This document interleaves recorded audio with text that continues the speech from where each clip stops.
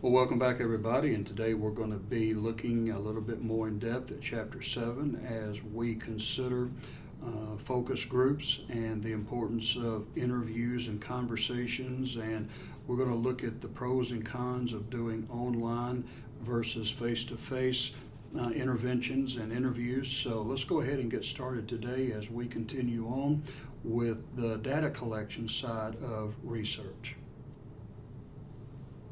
Okay, everybody, welcome back. And today we're going to be looking at a little bit more into what we call focus groups and conversations and so forth. Now, if you remember, yesterday we looked at some of the ways that qualitative research is represented. If you remember, we looked at phenomenological approaches.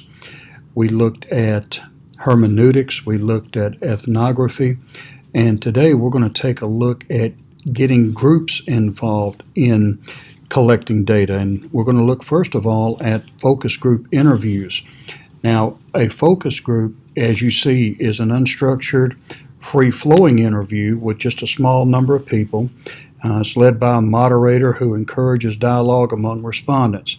You're just asking questions and getting them talking, and from there, once they get going, you kind of sit back and just listen to their responses and record their responses. The advantages, as you see, are it's relatively fast, it's easy, you get a multiple number of perspectives, and then you have also the issue of high degree of scrutiny. So you can have people, when you pose an issue, they can challenge it. So you're getting a honest dialogue among the people who would probably be the most knowledgeable in whatever it is you're researching. Now, you have the composition. Again, 6 to 10 people is what they recommend. It's relatively homogeneous, which means that they are similar in idea or backgrounds or whatever. They are like individuals. And as you see here, they have similar lifestyles and experiences. You see here the focus group discussion guide, and that's really just something extra that they throw in for the slide. How do you get it going? Welcome introductions usually are the very beginning. You have icebreakers, which gets people comfortable with other people. And then your questions become more specific as the interview proceeds. And if there's a specific objective to be accomplished, that question should probably be saved for last. So here you're just starting out, baby steps, and then as you get more into the interview, you are becoming more specific and so forth, and people can interact that way. And then you have debriefing, which will take place after the interview or after the group interaction. Today we have online focus groups, which is pretty much the same thing, but they enter their remarks into an internet display board of some type. If you've been on any type of live streaming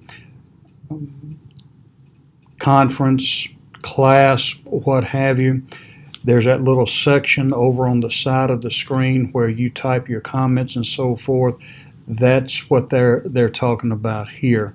And then a blog is just a continuous, informal focus group established on the internet, and you're just collecting data from participant comments. Here we see the advantages and disadvantages with online versus face-to-face focus group techniques. I can tell you the biggest one is you lose that interaction between you and the person or the people when it's online. There's just no way you can capture the emotions and the feelings and so forth, but sometimes you have no choice but to choose that option. So, but these are the advantages and disadvantages of using online as opposed to face-to-face interaction. The disadvantage of focus groups: it requires objective, sensitive, and effective moderators. You're not really trying to get agenda across. You're not there to challenge people, and I know there are some who mean well, but they get into that. They become more critical than the people in the group. So you need to be objective and display a great deal of that EI, that emotional intelligence. And it may not be useful for discussing sensitive topics in face-to-face situations. The issue of anonymity and being able to speak freely, you lose that whenever you're in groups. You may have managers and employees together, and you ask the employee, how would you rate the overall effectiveness of your department? Well, of course, they're not going to say anything bad because they want to keep their job. So you may not get the complete responses that you need, or honest responses that you need. And it can cost a considerable amount of money, especially if you're having to bring people in from outside areas and so forth to get together. Depth interview is between a professional researcher and a research respondent, and it's conducted about some relevant business or social topic. Depth interview is something that I did for my dissertation. You are looking at just digging in. As I said yesterday, my dissertation was on conversions to Islam. A person would say, I wasn't satisfied with Christianity. Well, what is satisfied? And you just keep asking questions. A particular approach, you can use laddering, which is an approach to probing, asking respondents to compare differences between brands at different levels, and they can judge it at the attribute level, the benefit level, or value or motivational level. Conversations are informal, qualitative data gathering approach where the researcher engages a respondent in a discussion of the relevant subject matter. I did that with all of my interviewees. When we were talking about Islam, we would start a conversation and we would just talk.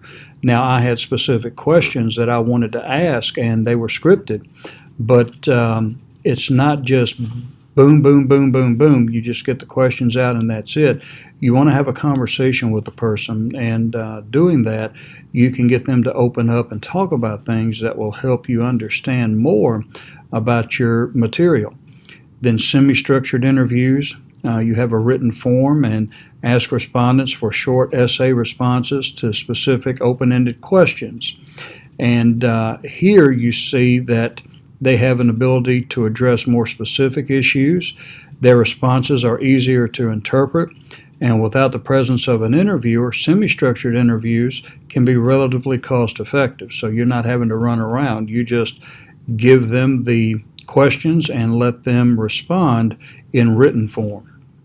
Well, today we took a look at focus groups, and we saw the importance of how they interact and the importance of a good moderator who can keep the conversations going without losing control. We also took a look at some of the other ways that we can interact with our respondents through interviews, through semi-structured interviews, open interviews, conversations, and so forth.